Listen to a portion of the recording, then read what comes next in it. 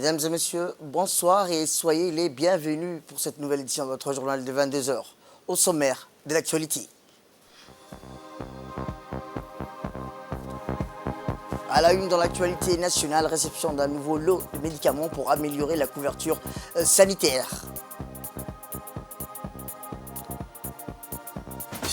Et enfin, dans l'actualité internationale, la Cour internationale de justice ordonne à Israël de stopper immédiatement son offensive à Rafah. C'était les titres. Merci si vous nous rejoignez. Et merci de nous accueillir chez vous. Eh bien, le ministre de la Santé, Dr Ahmed Roble Abdillah, s'est déplacé dans les entrepôts de PK12 qui viennent de réceptionner plusieurs conteneurs acheminant un deuxième important lot de médicaments. Cette cérémonie de réception s'est tenue en présence du directeur général de la CAM, Dr Hassan Abdurrahman Ilmi, et l'ensemble du personnel de la CAM. Cette activité s'inscrit dans le cadre de la vérification sur les disponibilités des médicaments et des équipements médicaux. Pour rappel, le premier lot de médicaments a été réceptionné il y a tout juste 10 jours. Toutes ces nouvelles acquisitions des produits médicaux vont garantir une meilleure couverture des soins au niveau de toutes nos structures de santé, notamment pour la prise en charge du paludisme et différentes fièvres qui touchent le pays ces derniers mois. Il s'agit également de constituer un stock stratégique en quantité suffisante de médicaments et de consommables afin d'atténuer tout risque de rupture. Ensuite, en compagnie du directeur général de la CAM, le ministre de la Santé a visité les stocks des médicaments et des consommables des entrepôts de PK12 pour s'enquérir de la disponibilité des intrants en équipements hospitalo-médicaux en prévision des besoins des structures de santé. Au terme de sa visite, le ministre de la Santé a exhorté les responsables de la CAM de s'assurer d'approvisionnement pérenne, de la disponibilité sans discontinu des médicaments et des principaux intrants au niveau de toutes les structures de santé présentes sur l'ensemble du territoire national. Rappelons que la réception de ces premiers lots de conteneurs de médicaments sera par ailleurs suivie par d'autres commandes déjà lancées qui arriveront par vagues successives dans les prochaines semaines.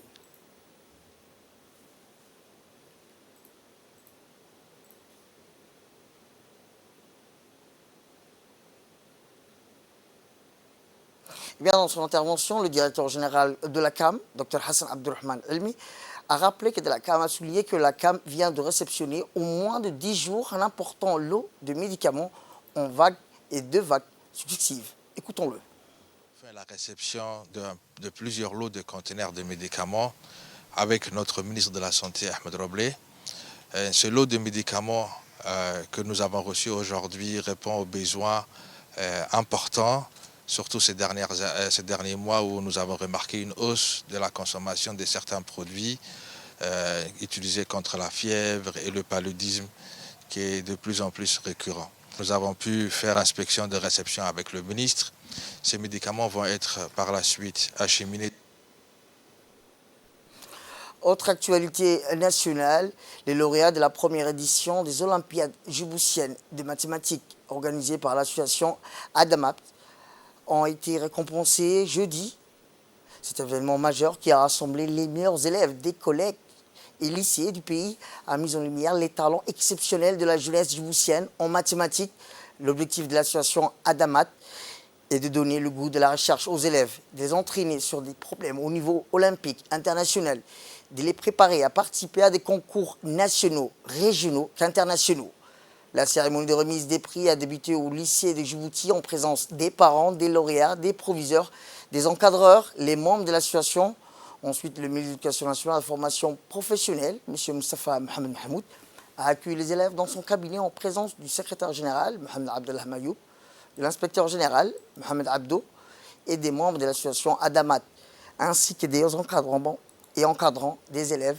Les lauréats étaient récompensés avec une attestation de réussite, une enveloppe contenant une somme d'argent en reconnaissance de leur brillante performance. Ils ont ensuite été accueillis chaleureusement au cabinet du ministre.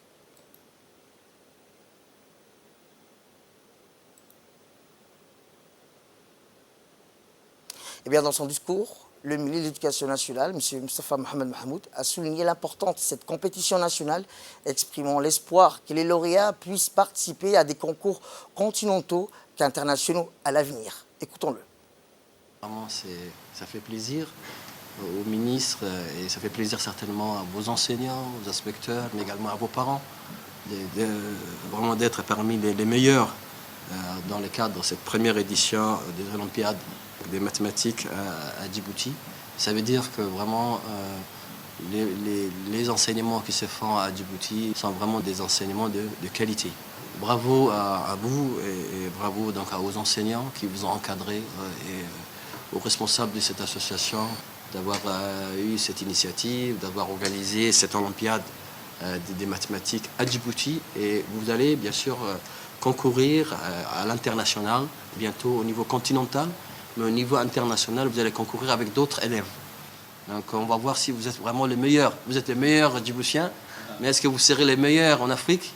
Est-ce que vous serez les meilleurs également au niveau international et que vous allez, votre nom va apparaître au plus haut niveau?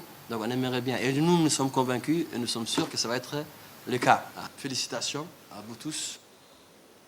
Direction l'Europe, plus précisément en Belgique, où le ministre de l'Équipement et des Infrastructures, M. Hassan Mohamed Ibrahim, et sa délégation poursuivent leur mission à Bruxelles avec des rencontres clés visant à renforcer les relations et à établir des partenariats stratégiques.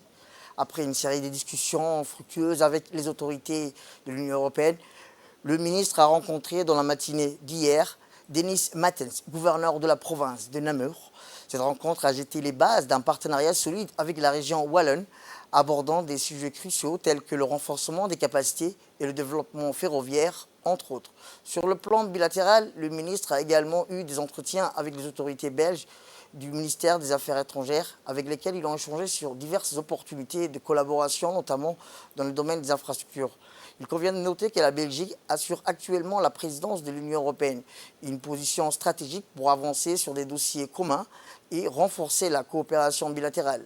La mission du ministre s'est achevée hier, marquant la fin d'une série de rencontres productives et prometteuses pour le futur des relations bilatérales et multilatérales dans le domaine du développement des infrastructures. Retour à Djibouti, où l'Institut Al-Wasatiya de la culture, de la paix a célébré hier la fin de l'année scolaire 2023-2024 et a été honoré par les participants de la formation sur les compétences en oratoire ainsi que de la formation sur le perfectionnement de la récitation du Coran destinée aux imams et prédicateurs, présidé par le ministre des Affaires musulmanes et des biens Waqf, M. Moumen Hassan Barré, en présence du directeur général de l'Institut Al-Sallassi Ahmed, du secrétaire exécutif du Haut Conseil islamique, le directeur général du Diwan d'Al-Zakat, le directeur général par intérim des Diwan des biens Waqf, ainsi que des membres du corps professoral de l'Institut, comprenant des enseignants envoyés par Al-Azhar, Al-Sharif et les imams, et ainsi que les prédicateurs bénéficiaires des deux formations. Rappelons que la formation sur les compétences en oratoire a joué un rôle significatif dans la préparation des imams et des prédicateurs à mieux transmettre leurs messages religieux et sociaux tout en établissant une communication percutante avec leur communauté. Cette formation a également renforcé leur aptitude en matière d'art oratoire, permettant aux participants d'apprendre à influencer et à convaincre leur public en utilisant des preuves, des arguments. Organisée du 24 avril au 6 mai, cette formation a offert aux imams et aux prédicateurs l'opportunité de préparer des sermons à la fois riches en contenu et impactants, s'appuyant sur des versets coraniques, des hadiths prophétiques, ainsi que sur des recherches approfondies, des connaissances étendues. La formation sur le tawjid, de la maîtrise de la récitation du Coran, visait principalement à enseigner aux imams et aux prédicateurs les règles du tawjid et les appliquer correctement dans la récitation du Coran, y compris les articulations des lettres et leurs caractéristiques. Cette formation qui s'est étalée du 28 février au 8 mars a permis aux participants, notamment les imams, de développer leurs compétences en récitation du Coran de manière précise, renforçant ainsi leur rôle religieux et social et contribuant à la propagation correcte des enseignements de l'islam. Pendant l'année scolaire écoulée, cette institution éducative remarquable a organisé plusieurs activités, notamment des cours de mémorisation et de récitation selon les 10 lectures. Ces membres ont été remarqués lors des concours nationaux et régionaux des mémorisations du Coran. Pendant ce temps, un groupe de diplômés du baccalauréat participe à un programme de formation en vue d'obtenir un diplôme intermédiaire ou Bac+2 organisé avec l'Institut en étroite collaboration avec Al-Azhar, Al-Sharif. Lors de la cérémonie de clôture des activités de l'Institut pour l'année académique 2023-2024, le directeur général de l'Institut Al-Wasatiyya de la culture de la paix a prononcé un discours en exprimant sa reconnaissance et sa gratitude envers le ministre des Affaires musulmanes pour son parrainage à l'événement. Parallèlement, il a adressé ses félicitations aux imams, prédicateurs ayant brillamment suivi les formations. M. Al-Salassi a souligné l'importance capitale des programmes et des activités de l'Institut, en mettant particulièrement en avant les formations portant sur les compétences en oratoire et l'art de l'éloquence, ainsi que sur la maîtrise de la récitation du Coran. Enfin, il a mis en exergue le rôle majeur de ces leaders religieux dans le tissu social, contribuant de manière significative au développement spirituel, social et culturel de leur communauté. De son côté, le ministre des Affaires musulmanes et des biens Waqf, M. Mohamed Hassan Barre, a souligné le rôle crucial des formations et des programmes éducatifs destinés aux imams et aux prédicateurs dans la promotion de la modération et de la tolérance. Ces initiatives, a-t-il rappelé le ministre, visent à les fournir des connaissances et des compétences nécessaires pour guider la société de manière éclairée et équilibrée. L'Institut est comme un acteur de premier plan dans la diffusion de la modération et de la culture de la paix, ainsi que dans la formation d'une nouvelle génération des jeunes éclairés ayant une compréhension profonde et éclairée des sciences religieuses et de leur but, de leur aspiration, a déclaré le ministre. Le ministre a également exprimé sa gratitude envers le chef de l'État, son Excellence Ismaël Omar Guelleh, pour son soutien indéfectible à cette noble initiative visant à renforcer l'identité nationale et son attachement à la culture arabo-islamique. Le ministre a remercié la direction de l'Institut et les professeurs d'Al-Azhar pour leurs efforts sincères afin de réaliser la haute mission de l'Institut. M. Mohamed Hassan Barre a saisi cette opportunité pour encourager les responsables de l'Institut à préserver dans leur engagement à organiser des formations et des ateliers ciblés à l'intention des imams, des prédicateurs et des guides religieux. Autre actualité dans ce 22h, c'est aussi suite aux travaux intenses des réflexions autour de la question de la ville, l'espace de vie commun, des échanges fructueux et débats constructifs durant ces 4 jours. Eh bien, hier, la ministre de la Ville, de l'Urbanisme et de l'Habitat a procédé au Palais du Peuple à la clôture de l'atelier métropolitain de Djibouti. Il était question des recommandations de synthèse des résultats de l'atelier par l'équipe d'experts Avitem et IRD et les institutions nationales des parties prenantes. Construire la ville de Djibouti et discuter autour des thématiques liées à la question de l'innovation de la ville et de la résilience du métropole de Djibouti était d'une importance capitale pour chaque acteur, actrice des différentes institutions ministérielles qui non seulement participé pour être des acteurs clés, pour échanger, partager, réfléchir, pour rendre la ville de Djibouti plus résiliente.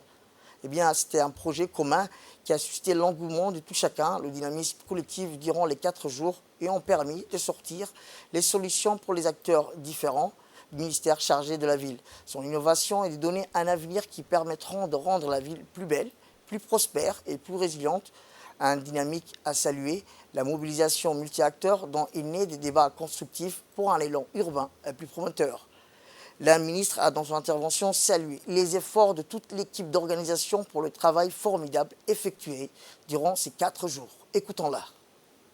Je voudrais sincèrement vous remercier les uns et les autres.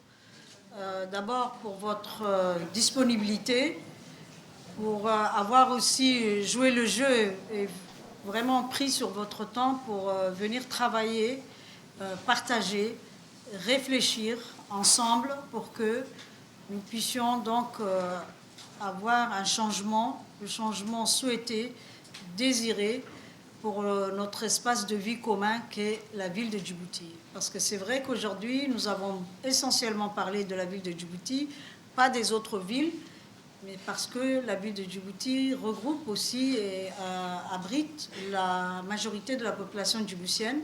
Ce n'est pas pour autant qu'on ne travaille pas sur les autres villes, mais les problèmes sont moindres. Je voudrais vous remercier pour votre contribution.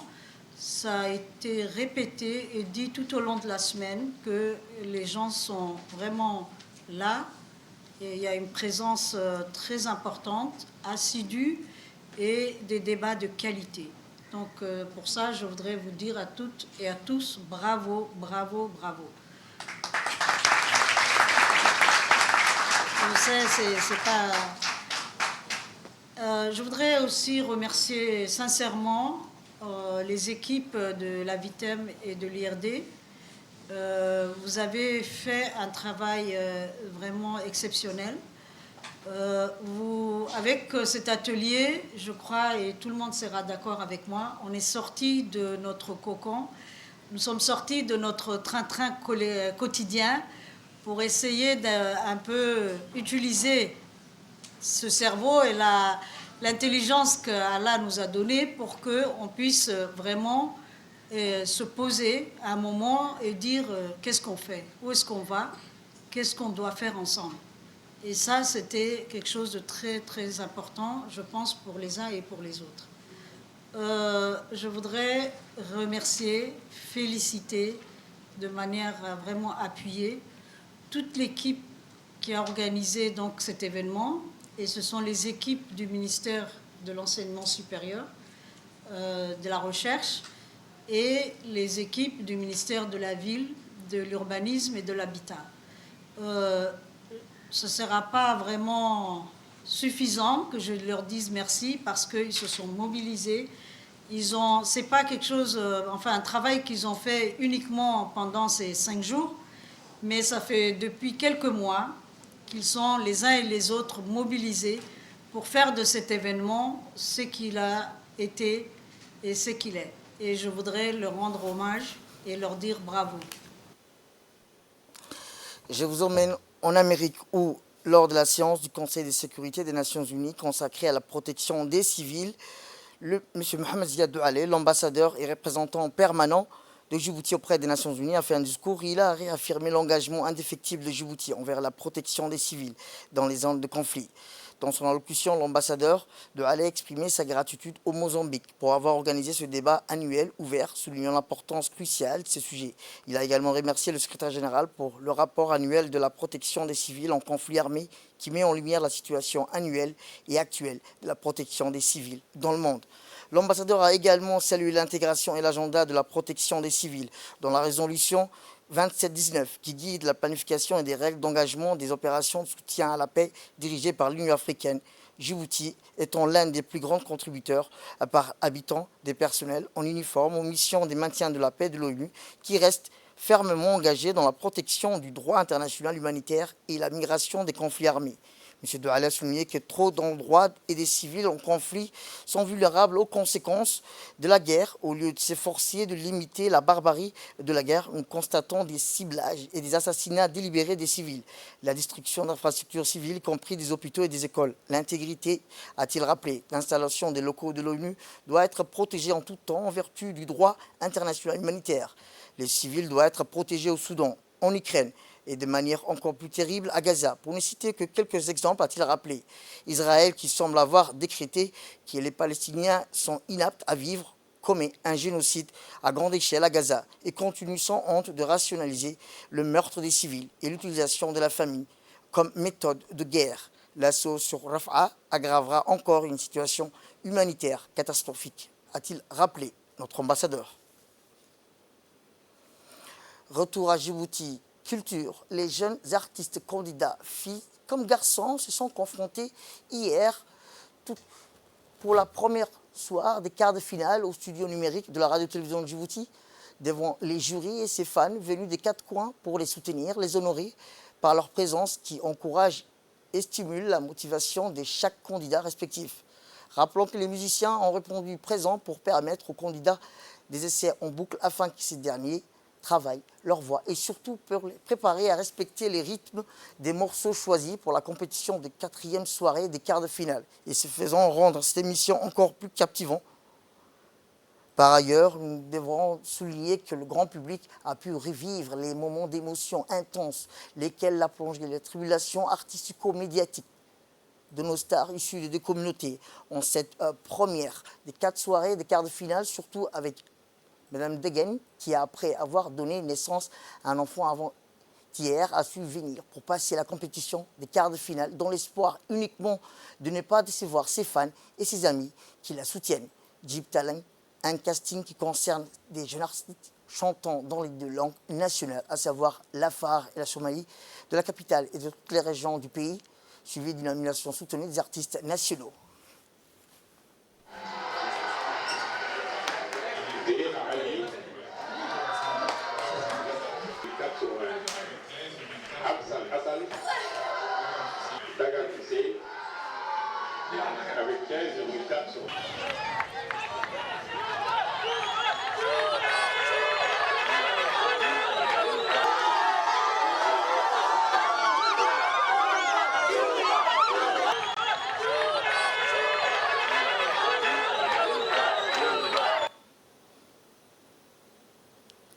Direction le nord du pays où Mme Radia Ali Ibrahim, auteur du recueil des contes Afar intitulé Il était une fois, a répondu à l'invitation de l'écrivain Abdo Maki en se rendant dans la ville de Tadjoura pour un séjour de 48 heures. Cet événement littéraire a offert une occasion unique aux lecteurs de rencontrer une figure emblématique de la littérature Afar et de s'émerger dans l'univers fascinant de ses contes, accompagné de l'écrivain Abdo Maki, du conseiller pédagogique Djilani Wata, du proviseur du lycée et du directeur de l'école. Madame Radia a visité 2 établissements scolaires, le CM Tadjoura et l'école de Tadjoura. Lors de ces visites, elle a eu des échanges enrichissants avec les élèves et leurs enseignants, partageant sa passion pour la littérature et l'importance des contes dans la société. Elle a souligné que, en rencontrant des élèves très éveillés, ambitieux et intelligents, leur curiosité et leur engagement dans la discussion en témoignent de leur brillant esprit et de leur potentiel prometteur.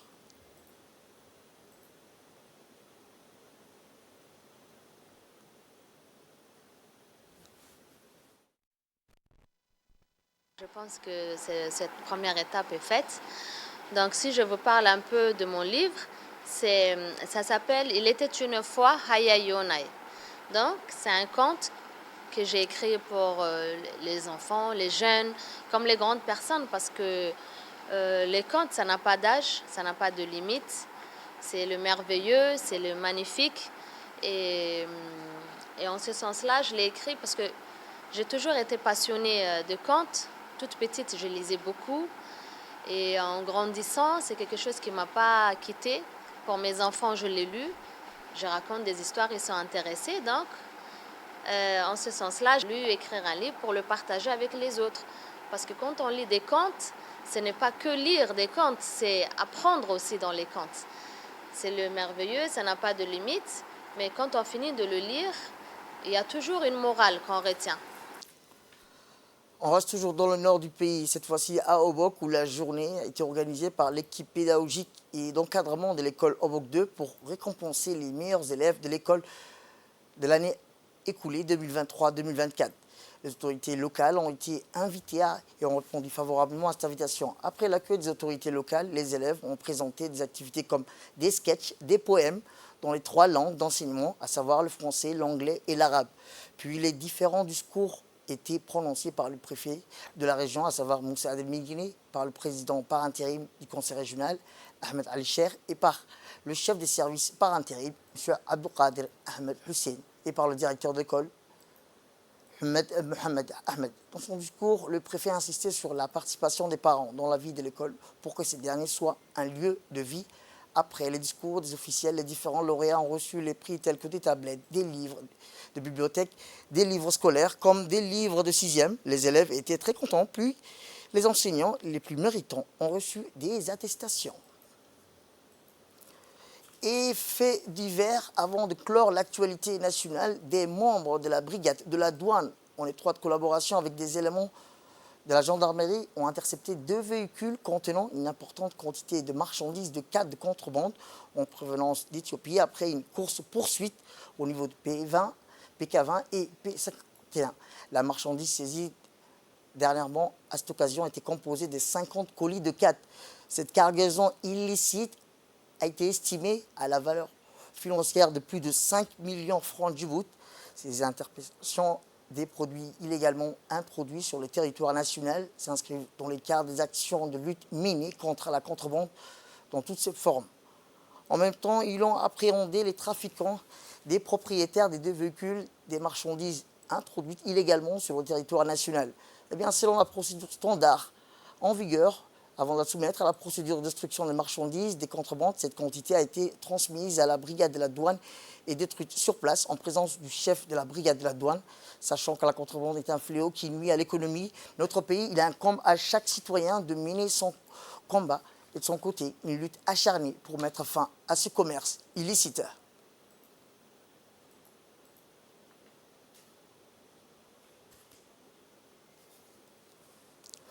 Régional à présent en Somalie, le fleuve Shabelle, qui traverse certaines régions de la Somalie, a encore provoqué cette année de fortes inondations dans la ville de Beledweyne, dans la région de Hiran, située au centre de la Somalie. La plupart des habitants du district de Beledweyne ont été déplacés dans la ville, notamment dans des zones Koshin ou Haldaq, qui ont été touchées par les inondations. Les familles déplacées se sont installées dans des zones rurales de plus haut plateau, loin du fleuve Shabelle, dans la banlieue de la ville. Bien que cette année soit considérée comme le moins touché par les crues printanières, et qu'on craint toujours que des inondations s'aggravent et touchent davantage des régions à mesure que des pluies printanières continuent de tomber dans le pays. M. Kennedy et Ma'alin Ahmed ont fait partie des personnes qui ont été déplacées de leur maison à cause des inondations provoquées par Beledweyne dans la rivière Shabelle cette année. Mais ils pensent que le débit d'eau est moindre qu'au printemps, comme ils l'ont vu ces dernières années. Tous les 6 mois, la rivière Shabelle inonde Beledweyne dans la région de Hiran. Les forces de Hilwalal de la République de Djibouti et une partie de la mission ATMIS en Somalie participent au sauvetage et au secours des familles touchées par les inondations à Beledweyne. Chaque saison des pluies, la rivière sort de son lit. Et dans l'actualité internationale, je vous disais dans le titre, la Cour internationale de justice ordonne à Israël de stopper immédiatement son offensive à Rafah. La plus haute juridiction de l'ONU appelle également aujourd'hui à laisser entre l'aide humanitaire par le point de passage de Rafah dans le sud de l'enclave palestinienne. Israël doit stopper immédiatement son offensive militaire contre la ville de Rafah, dans le sud de la bande de Gaza, et a ordonné, la Cour internationale de justice a, dans une décision rendue aujourd'hui, la plus haute juridiction de l'ONU, basée à La Haye, s'est prononcée sur une requête formulée par l'Afrique du Sud. Israël doit stopper ses troupes et toute autre action menée dans le gouvernorat de Rafah qui sera susceptible d'infliger au groupe des Palestiniens de Gaza des conditions d'existence capables d'entraîner sa destruction physique ou partielle, a déclaré l'instance qui appelle également Israël à laisser entrer sans restriction l'aide humanitaire par le point de contrôle et de passage de Rafah. C'est tout pour cette édition. Merci à vous de nous avoir suivis. Restez avec nous pour la suite de notre programme télévisé. Bonne soirée à vous et bon week-end.